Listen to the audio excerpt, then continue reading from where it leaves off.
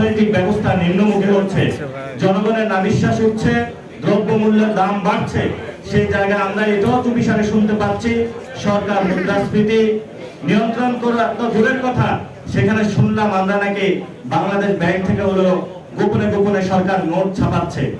সরকার যদি financial fiscal policy থেকে যেটা আসতেছে আগামী অর্থ বছর, এই সময়ে যদি এটা নিয়ন্ত্রণ করতে না পারে, দেশের সংকটগুলো যদি নিয়ন্ত্রণ না করতে পারে, গণতান্ত্রিক পরিবেশ বাংলাদেশের ক্যাম্পাসগুলোকে নিশ্চিত করতে না পারে, তাহলে অবশ্যই সরকারকে জবাবদিহিতার জায়গায় অবশ্যই আসতে হবে। এই জন্য মাননীয় প্রধানমন্ত্রীকে আমরা বলবো, আপনার মুখ খোলা শুরু করুন। আমরা আপনার কাছে জবাবদিহিতা চাই, আমরা রেজাল্ট দেখতে চাই।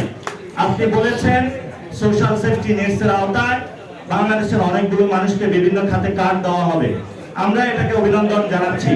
কিন্তু যে সেখানে যে টাকাগুলা আপনি ব্যয় করবেন, সেটা বাংলাদেশের যে বাজেট রয়েছে কত পার্সেন্ট ব্যয় করছেন, সে টাকাগুলা কোথায় থেকে আনবেন, সেটাও জনগণের জানার অধিকার আছে। এবং পার্লামেন্টে সরকারি দল বিরোধী দল আজকে যে আলোচনাগুলো চলছে করছে, এগুলো দেখে আমরা হতাশ।